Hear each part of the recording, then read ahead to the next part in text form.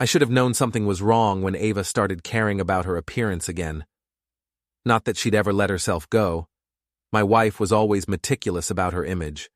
But suddenly, at 38, she was buying new lingerie and spending an extra hour in the bathroom every morning. The kind of attention to detail she used to reserve for court appearances was now happening 3 times a week for dinner meetings. "I'm having another working dinner with Tom tonight," she announced, adjusting her earrings in the hallway mirror. The same earrings I'd bought her for our 10th anniversary 2 years ago, the ones that had been gathering dust until recently. "Another one?" I kept my voice neutral while I loaded the dishwasher. "That's what, 4 this month? It's called networking, Nick. Maybe if you understood how career advancement actually works, you wouldn't be stuck doing forensic audits for insurance companies." There it was, the casual dismissal that had become her signature move. I'd been hearing variations of it for months now, the successful corporate attorney and her husband, the glorified accountant. Never mind that my forensic work had helped us buy this house, or that I'd caught more embezzlers than she'd won cases. "Right. Well, don't let me keep you from advancing your career." She grabbed her purse. A new one, I noticed. Leather that probably cost more than most people's rent. "Tom says the partnership track is opening up faster than expected. These dinners are important." Tom Mercer, managing partner at Morrison, Klein & Associates. 45, divorced, drove a BMW that cost more than some houses. I'd met him exactly twice at firm parties, both times walking away with the distinct impression that he viewed other people as either useful or obstacles. "I'm sure they are." I closed the dishwasher harder than necessary. "Enjoy your mentoring." After she left, I stood at the kitchen window watching her cab disappear into the October fog that perpetually shrouded our coastal Maine town. The kind of fog that made everything look uncertain, like you couldn't trust what you were seeing, even when it was right in front of you. I'd been doing forensic audits for 15 years. My job was finding discrepancies, following paper trails, uncovering what people tried to hide. The irony wasn't lost on me that I'd been ignoring the most obvious audit failure of my life. My phone buzzed. Text from Marty, my old college roommate, who now ran a small IT consulting business downtown. "Rusty anchor? Need a beer and someone to complain to." 20 minutes later, I was sliding into our usual booth at the back of the Anchor, a wood-paneled dive bar that had been serving the same crowd for 30 years. Darla, the owner and bartender, had inherited the place from her father and ran it with the efficiency of someone who'd heard every sob story twice. "Let me guess," Marty said, already halfway through his first beer. "Another working dinner?" "Partnership track is opening up faster than expected," I repeated in my best impression of Ava's professional voice. "Right.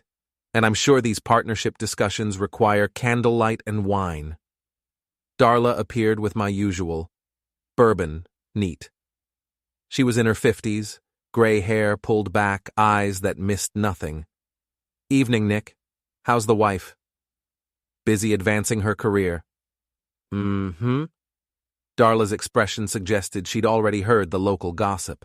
In a town of 12,000, attorney Ava Harlan having regular dinner meetings with her boss was probably common knowledge everywhere except our house. "You know what's funny?" I took a sip of bourbon, letting it burn. "I spend all day following money trails, finding hidden assets, tracking down lies people think they've covered perfectly. But apparently I can't see what's happening in my own house." "Maybe you can," Marty said quietly. "Maybe you just don't want to." That night, I lay in bed staring at the ceiling while Ava slept beside me. She'd come home at 11:30, slightly flushed, claiming the restaurant had been warm. Her hair smelled like cologne that wasn't mine. I'd built my career on details other people missed. Time to start paying attention. The next morning, after Ava left for work, I did what I should have done months ago. I looked. Her laptop was password protected, but she'd never changed it from our old address. Her phone was trickier, but Ava was a creature of habit. Her passcode was our anniversary date. The text messages told the story I'd been refusing to read. 3 months of increasingly intimate exchanges with Tom Mercer.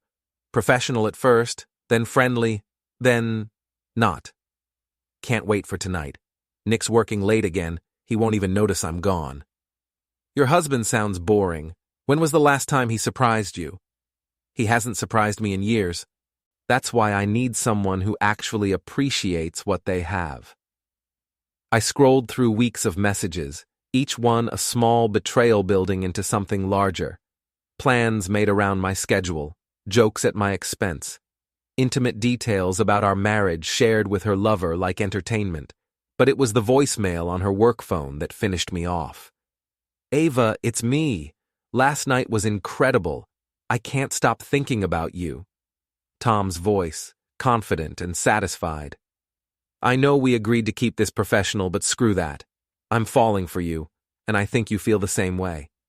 Your husband might be a nice guy, but he's not right for you. You need someone who matches your ambition, your drive, someone who can give you the life you deserve. Call me back. I love you. I sat in our kitchen, holding her phone, listening to another man tell my wife he loved her. The same kitchen where she'd announced her dinner meetings. The same table where we'd planned our future, back when I thought we had one. 15 years of marriage, 2 miscarriages we'd grieved together, a house we'd renovated room by room, all of it reduced to an obstacle in her career advancement.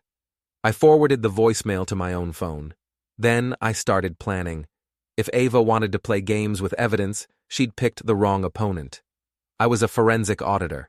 Finding hidden assets and uncovering lies wasn't just my job, it was my specialty. And I'd never failed an audit yet. The beautiful thing about being underestimated is that people stop watching their backs around you. Ava had spent months treating me like furniture, present, but irrelevant. She'd gotten careless. I spent the next week documenting everything. Screenshots of text messages, copies of credit card statements showing expensive restaurants I'd never been to, hotel charges during her supposed client conferences. Ava was methodical in her legal work, but surprisingly sloppy in her personal deceptions. The burner phone was the smoking gun. I found it tucked inside an old shoebox in her closet, behind winter coats she hadn't touched since last year. A cheap prepaid cell with 2 months of call history to one number, Tom's personal line. Before we dive deeper into this story, I have one small request.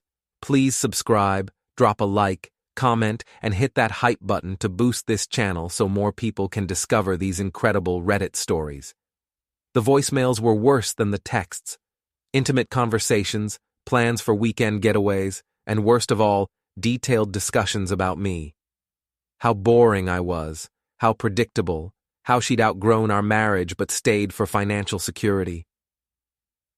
He's like a reliable appliance, Ava's voice said through the tiny speaker. You don't think about your dishwasher until it breaks, and then you just replace it. I sat on our bedroom floor, surrounded by evidence of my wife's affair, listening to her reduce 15 years of marriage to a household convenience. That's when I stopped being her husband and started being her problem. First, I called a locksmith.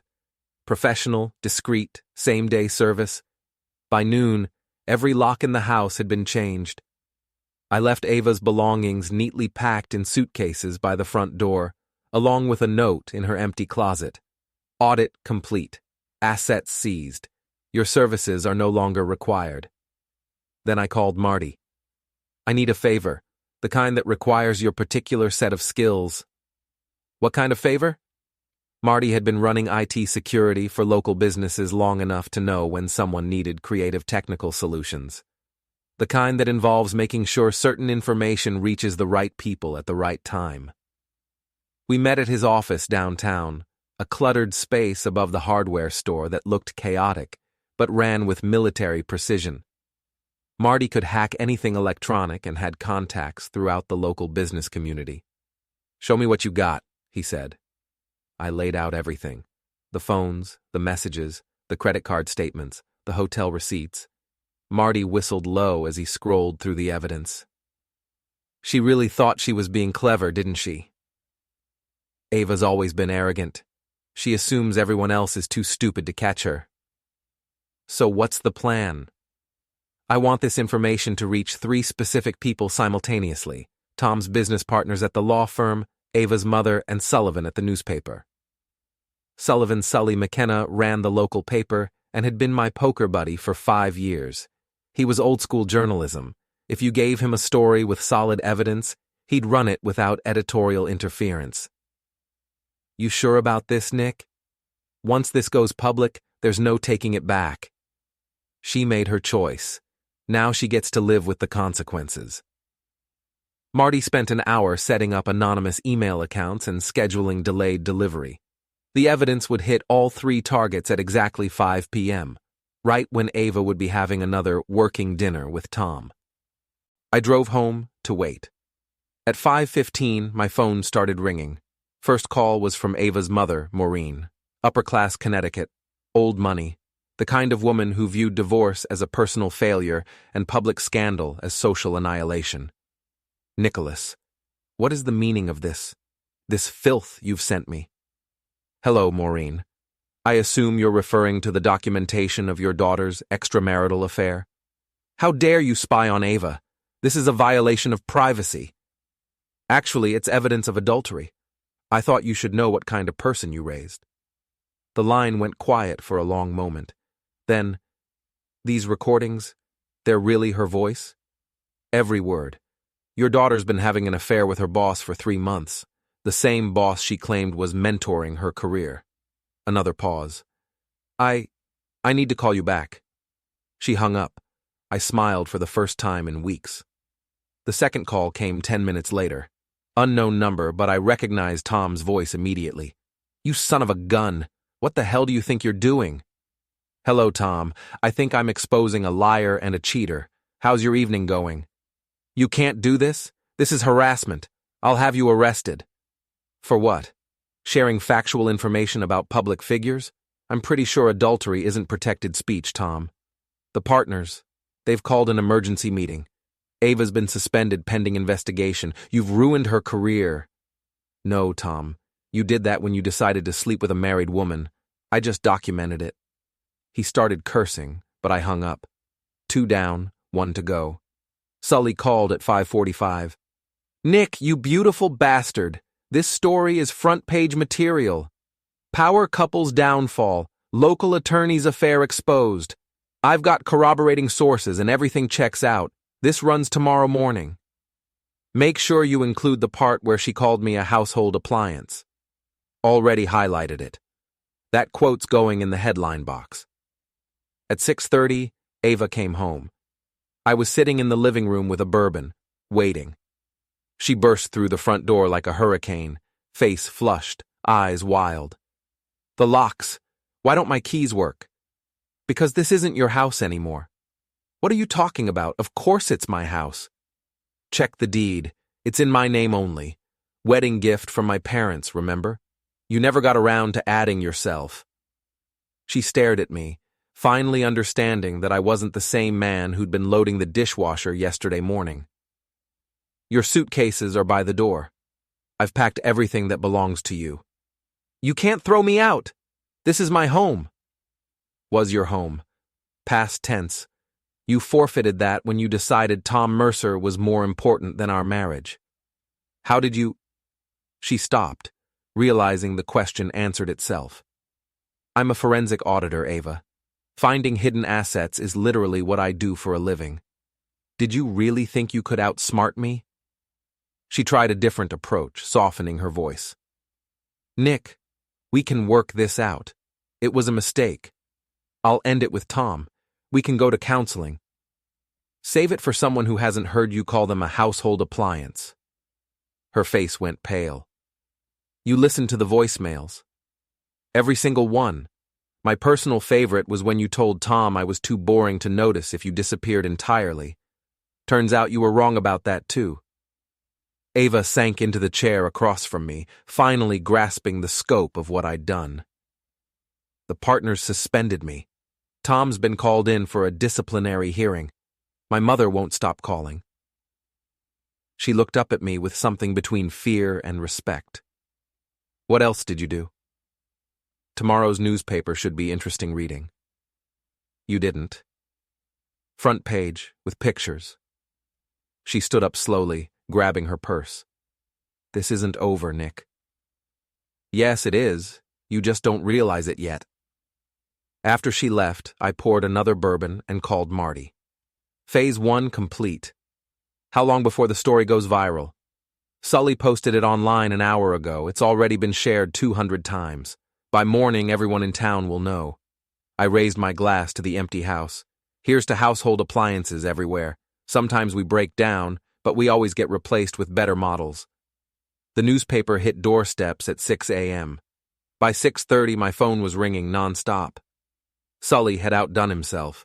The front page featured a professional headshot of Ava from the law firm's website next to the headline, "Local Attorney's Affair Rocks Legal Community." Below that, in smaller text, "Married lawyer calls husband household appliance in recorded conversations with boss." The article included carefully selected quotes from the voicemails and text messages, enough to tell the story without being gratuitously explicit. Sully had also reached out to other attorneys in town for comment, most of whom expressed disappointment and concern for the integrity of the profession. The real masterpiece was the sidebar story, The Audit Trail, How a Forensic Accountant Uncovered His Wife's Deception. It painted me as the wronged husband who used his professional skills to expose the truth, complete with a photo of me looking dignified and betrayed. I was drinking coffee and admiring Sully's work when Marty called. "Have you seen the law firm's parking lot this morning?" "Should I?" "News vans. 3 of them. This story's gone regional." I drove downtown to see for myself. Morrison, Klein & Associates occupied a sleek glass building near the harbor, the kind of place that screamed expensive legal services. Today, it looked like a crime scene, with reporters stationed outside and partners arriving through the back entrance. I parked across the street and watched the show. At 9 a.m., Tom Mercer pulled up in his precious BMW. Even from a distance, I could see he looked haggard. He'd probably been fielding calls from clients and partners all morning, trying to explain how his personal life had become front-page news. He made it halfway to the building before a reporter intercepted him. "Mr. Mercer, do you have any comment on the allegations about your relationship with Ava Harlan?" Tom tried to push past, but more reporters swarmed. "No comment. This is a private matter."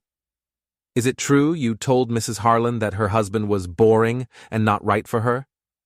"I said no comment." He shoved through the crowd and disappeared into the building. I couldn't help but smile. Tom was used to being the powerful one in every situation. Today, he was just another cheater trying to avoid cameras. 10 minutes later, Ava arrived in a taxi. She'd clearly prepared for the media attention. Professional outfit, hair perfect, the composed expression she wore in court. But I could see the strain around her eyes. "Mrs. Harlan, how do you respond to your husband's allegations?" She stopped, facing the cameras with practiced poise. "This is a private family matter that's been taken out of context. I'm confident that when all the facts come to light, the truth will be clear." "Are you denying the affair?" "I'm denying that my personal life is anyone's business but my own." "What about the recordings where you called your husband a household appliance?" For just a moment, her composure cracked. "Those recordings were obtained illegally and taken out of context." "So you don't deny making those statements?" "I have no further comment." She hurried into the building, but the damage was done. Her non-denial denial would be the lead story on the evening news. I was enjoying the spectacle when someone tapped on my car window. A young woman in a business suit, maybe late 20s, with the eager look of someone who had information to share. "Are you Nick Harlan?" I rolled down the window. "Depends who's asking." "Janine Walsh. I worked with your wife. Can we talk?" Janine turned out to be a junior associate at the firm, the kind of ambitious young lawyer who did most of the actual work while senior partners took credit. We grabbed coffee at a diner away from the media circus. I want you to know that not everyone at the firm is like Ava and Tom, she said, stirring sugar into her coffee with nervous energy. I appreciate that, but I'm not looking for character witnesses. That's not why I'm here. She looked around the diner, then leaned forward. There's something else you should know about Tom Mercer. I'm listening. The affair with your wife? It wasn't his first. Tom has a pattern of getting involved with female associates, especially married ones. There have been rumors for years. Rumors don't interest me. Evidence does. Janine smiled for the first time since sitting down. What if I told you I had evidence that Tom's been embezzling money from client accounts to fund his lifestyle, and that he might have been using his relationship with Ava to cover it up? Now she had my attention. What kind of evidence? Financial records, bank transfers, email communications discussing creative accounting for certain clients. She paused. The kind of evidence a forensic auditor might find very interesting. I studied her face, looking for signs of deception. Janine seemed nervous but sincere, and she clearly knew enough about my profession to understand what would motivate me. Why come to me with this? Why not go to the partners directly? Because Tom's been grooming your wife to take the fall if anyone ever investigated. All the questionable transactions have her digital signature on them. If this comes out through official channels, she'll be charged as an accomplice. The irony was perfect. Ava thought she was using Tom for career advancement, but he was using her as a scapegoat for embezzlement. She'd been played by someone even more manipulative than herself. What do you want in return for this information? Nothing. Tom passed me over for promotion twice, both times giving it to women he was sleeping with. I want him gone. I finished my coffee, considering the implications. Exposing the affair had been personal revenge. This was bigger, potential criminal fraud that could destroy Tom's career permanently. Give me everything you have. Financial records, emails, bank statements. I'll verify it independently. Already copied. She slid a flash drive across the table. Password is justice. Subtle. I'm not subtle, I'm thorough. That evening, I spread Janine's evidence across my home office. Bank records showing suspicious transfers, emails discussing client account adjustments, and, most damning of all, a recorded phone conversation where Tom instructed Ava to authorize transfers without reviewing the paperwork. Just sign off on these, sweetheart. It's routine stuff, but it needs your signature for the audit trail. I should probably review them first. Trust me, it's standard procedure. Besides, I thought you trusted me. Ava's laugh was flirtatious. I trust you completely. She'd been signing off on embezzlement without knowing it, thinking she was being helpful to her lover. Tom had been setting her up as the fall guy while seducing her into compliance. I called Marty. Remember how you said there was no taking this back once it went public? Yeah? We're about to cross that line again. This time, it's not just about adultery. What did you find? Embezzlement, fraud, conspiracy, the kind of charges that end careers and start prison sentences. Holy cow, Nick. Are you sure about this?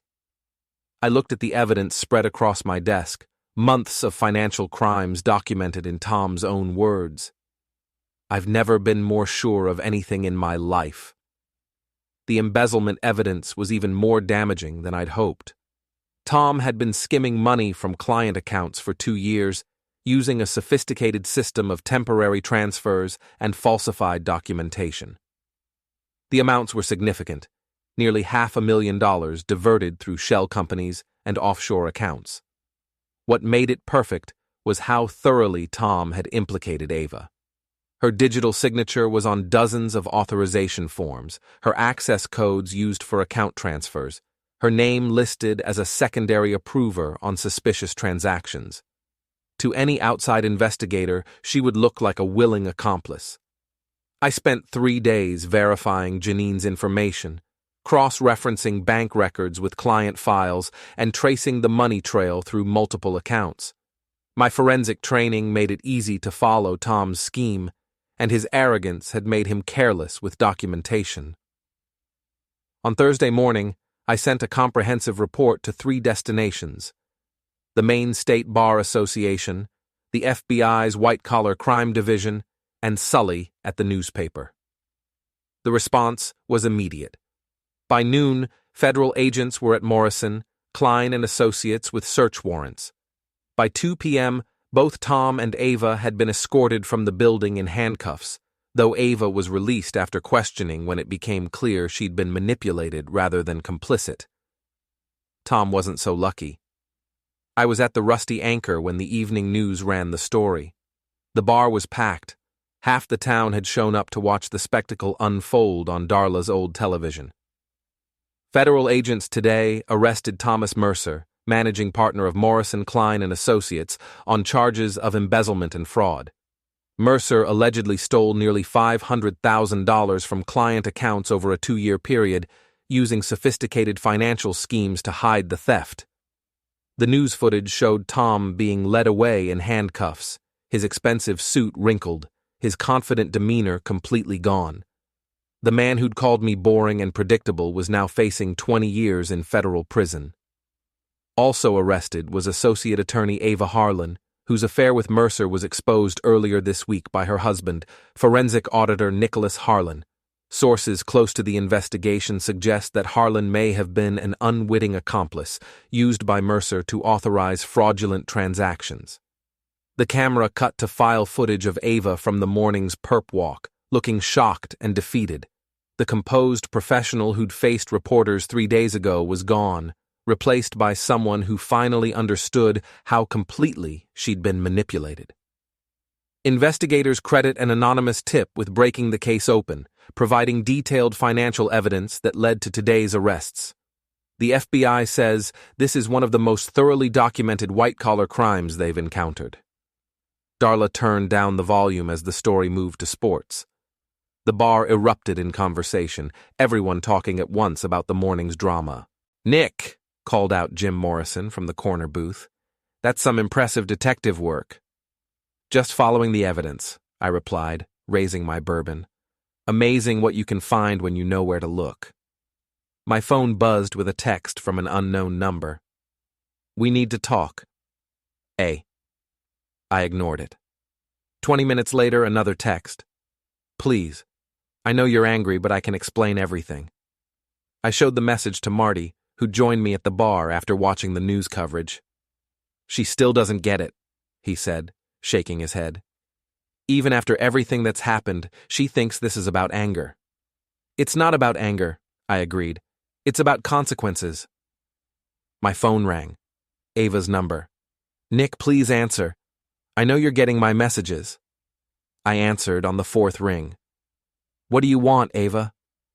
"I need to see you. There are things you don't understand about Tom, about what really happened." "I understand perfectly. You had an affair with a criminal who was using you to cover his embezzlement.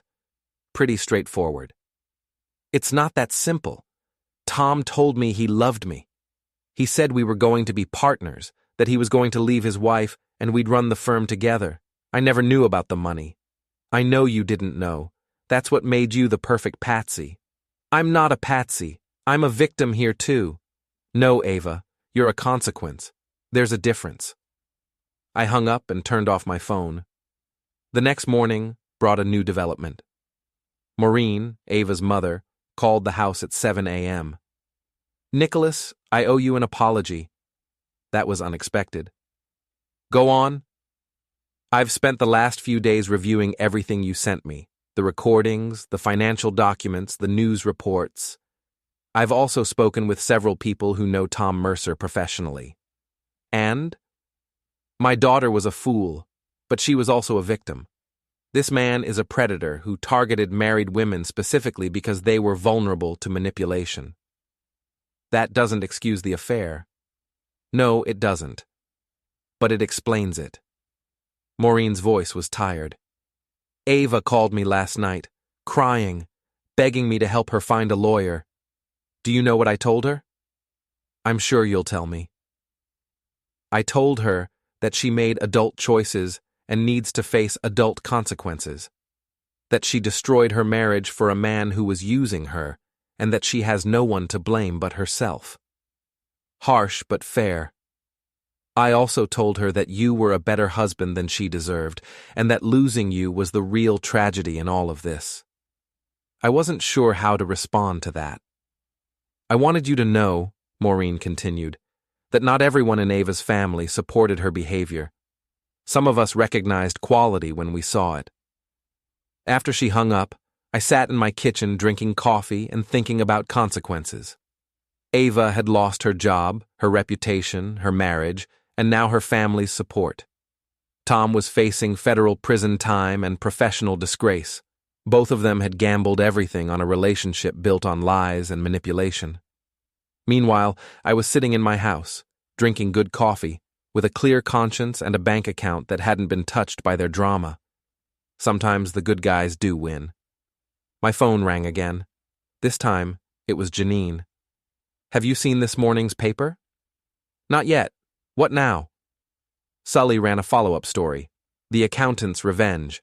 How one man's investigation exposed a web of corruption. "You're being called a hero." I walked outside and grabbed the paper from my doorstep. Sure enough, there was my picture on the front page again, this time with the caption, "Local man's diligence uncovers major fraud." The article portrayed me as a wronged husband who'd channeled his pain into a methodical investigation that exposed not just adultery, but serious financial crimes.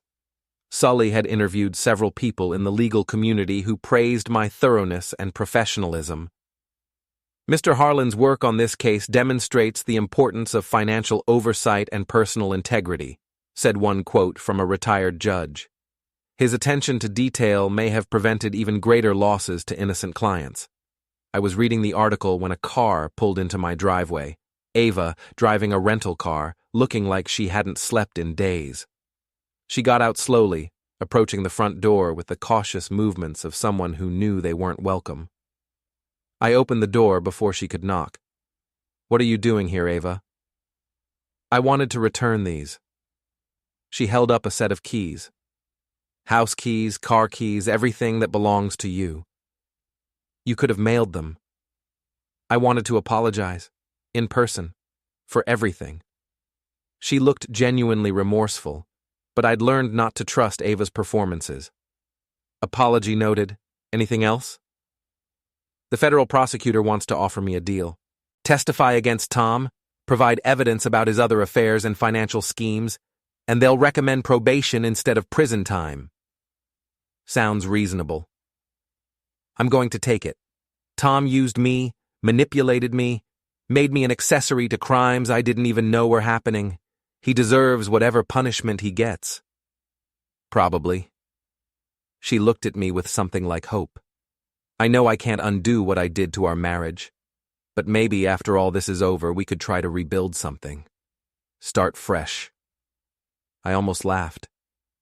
"Ava, you called me a household appliance. You said I was too boring to notice if you disappeared. You spent 3 months planning a life with another man while lying to my face every single day. I was confused. Tom was telling me what I wanted to hear, making me feel important, and now you want to come back because your other option is federal prison? That's not, here's the thing about household appliances, Ava. When they break down, you don't repair them. You replace them with better models."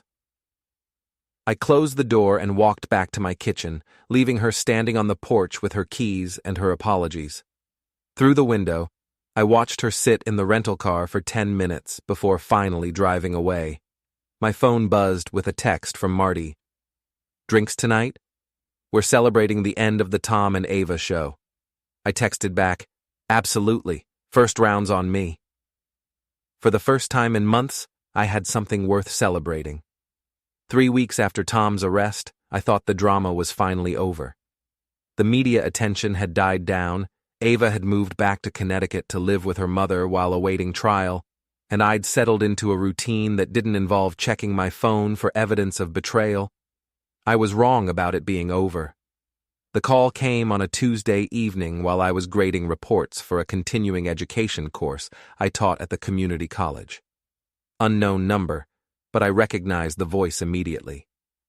"Nick, It's Tom. I need to talk to you. I have nothing to say to you, Tom. Wait. Don't hang up. This is important. It's about Ava. Against my better judgment, I stayed on the line. What about her? She's planning to testify against me to save her own skin. She's going to lie. Tell them I forced her to sign those documents, that I threatened her job if she didn't cooperate. Maybe because that's exactly what you did. That's not how it happened. She knew what she was signing. She was a willing participant in everything we did, both personally and professionally. Sure she was. That's why you recorded yourself telling her to just sign without reading and trust me completely. Tom was quiet for a moment. You're the one who gave them that recording. Among other things. Listen, I know you hate me. I know you have every right to hate me. But Ava isn't the innocent victim she's pretending to be. She's manipulative, calculating, and she'll throw anyone under the bus to protect herself. Including her husband of 15 years? Especially her husband. Do you really think this was her first affair? That got my attention. What are you talking about? Check her travel records from 2 years ago. The Portland conference that got extended an extra day. She wasn't at any conference. She was with David Chen, the prosecutor from Cumberland County. Ask around. Everyone in the legal community knew about it except you. I felt something cold settle in my stomach. You're lying. Am I? Check her credit card statements from that weekend. Check her phone records. Better yet, ask Chen directly. He's still bragging about it at bar association meetings. The line went quiet. Tom had planted his seed of doubt and hung up, leaving me alone with questions I didn't want to ask. But I was a forensic auditor. Questions were what I did. It took me 3 hours to find the records Tom had mentioned. Ava's credit card showed charges at an expensive Portland hotel during the weekend she'd claimed to be at a legal conference. Her phone records showed dozens of calls to David Chen's personal number in the weeks before and after that trip. The conference she'd claimed to attend? It had been canceled due to scheduling conflicts, a fact that was easily verifiable through the State Bar Association's website. I stared at the evidence spread across my desk, feeling the familiar sensation of pieces clicking into place. Tom was right about one thing. Ava had been lying to me for years, not months. My phone rang. Janine. Nick, have you heard about Tom's new legal strategy? What about it? He's claiming that Ava was the mastermind behind the embezzlement scheme, that she seduced him and convinced him to steal the money so they could start their own firm together. That's ridiculous. Is it? His lawyer filed a motion today claiming that Ava has a history of manipulating older, successful men for financial gain. They're planning to present evidence of previous affairs, including one with a prosecutor who helped her win several cases through insider information. David Chen. Tom hadn't been lying after all. They want to paint her as a serial manipulator who used personal relationships to advance her career and cover up financial crimes. And honestly, they might have a case. I hung up and poured myself a large bourbon. The woman I'd been married to for 15 years was apparently someone I'd never known at all. The affair with Tom wasn't an aberration. It was a pattern. How many other working dinners had there been over the years? How many conferences and client meetings had actually been affairs with men who could help her career? I thought about our marriage, trying to remember when Ava had started becoming distant and critical. It wasn't recent. It had been gradual, happening so slowly that I'd attributed it to work stress and natural relationship evolution. But now I wondered if she'd been comparing me to her lovers all along, finding me lacking because I couldn't offer her the professional advancement that came with sleeping with judges and prosecutors and senior partners. My phone buzzed. Text message from Ava. We need to talk. Tom is lying about me. Don't believe anything he says. I texted back, tell me about David Chen. 3 dots appeared, then disappeared, then appeared again. Finally, how do you know about David? The same way I found out about Tom. I'm good at my job. My phone rang immediately. Nick, I can explain about David. It wasn't what you think. Really? What do I think? That I had an affair with him. But it wasn't like that. We were friends, colleagues. Yes, we were attracted to each other. But we never acted on it. Except for that weekend in Portland when you lied about a conference that had been canceled. Silence. Ava? Okay, yes. We spent a weekend together. But it was just one time and it didn't mean anything. I felt guilty about it immediately. How many others? What? How many other affairs, Ava? How many other colleagues and mentors and friends have you been sleeping with over the years? It's not like that. These weren't affairs. They were mistakes, moments of weakness when I felt underappreciated at home. So it's my fault? That's not what I meant. How many, Ava? Another long silence. Then quietly, 3, including Tom. 3 affairs, 15 years of marriage, and she'd been cheating on me with 3 different men, maybe more that she wasn't admitting to. I need you to testify for me, she said suddenly. At Tom's trial, tell them what kind of person I really am, that I'm not capable of masterminding financial crimes. I almost laughed. What kind of person are you really, Ava? I'm someone who made mistakes but isn't a criminal. I'm someone who got manipulated by men who promised me things they never intended to deliver. You're someone who's been lying to me for years. I never lied about loving you. You just lied about everything else. I hung up and turned off my phone. The next morning, I called the federal prosecutor handling Tom's case and volunteered to provide additional evidence about Ava's pattern of deceptive behavior. If she wanted to play victim, she could do it without my help. 2 days later, Sully called with news that the story had taken another turn. Tom's lawyer released a statement claiming that Ava Harlan was the real architect of the embezzlement scheme, and that she has a documented history of using personal relationships to manipulate men in positions of power. They're going public with this? Full press conference this afternoon. They're painting Tom as the victim of a black widow who seduced him into criminal behavior. I watched the press conference from my office, fascinated by the spectacle of 2 criminals trying to destroy each other. Tom's lawyer presented a compelling case that Ava was a calculating manipulator who'd used affairs with multiple men to advance her career and cover up financial crimes. The evidence was damning. Bank records showing suspicious transfers authorized by Ava, email chains discussing creative solutions for client accounts, and testimony from David Chen admitting that Ava had used their relationship to gain inside information about ongoing cases. By evening, the narrative had completely flipped.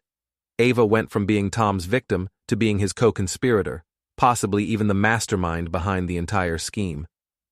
My phone rang constantly, reporters wanting comments, lawyers seeking information, even Maureen calling to ask if I thought her daughter was really capable of orchestrating such elaborate crimes. I don't know what she's capable of anymore, I told her honestly. I thought I knew Ava, but apparently I was married to someone who didn't exist. What will you do if they ask you to testify? Tell the truth. That's all I've ever done in this whole mess. The truth was that Ava was a liar and a manipulator who'd been deceiving me for years. Whether she was also a criminal mastermind, I couldn't say, but I knew she wasn't the victim she pretended to be. That night, I sat in my house, not ours, and reflected on how completely my life had changed in just a few weeks. I'd gone from being the boring husband of a successful attorney to being the man who'd exposed one of the biggest legal scandals in state history. More importantly, I'd discovered that sometimes the best thing that can happen to you is finding out who people really are before it's too late to do something about it. My phone buzzed with one final text from Ava. I hope you're satisfied with destroying my life. I texted back, I didn't destroy your life, I just audited it. Then I blocked her number and poured myself a celebratory bourbon. The audit was finally complete and the books were balanced. Ah,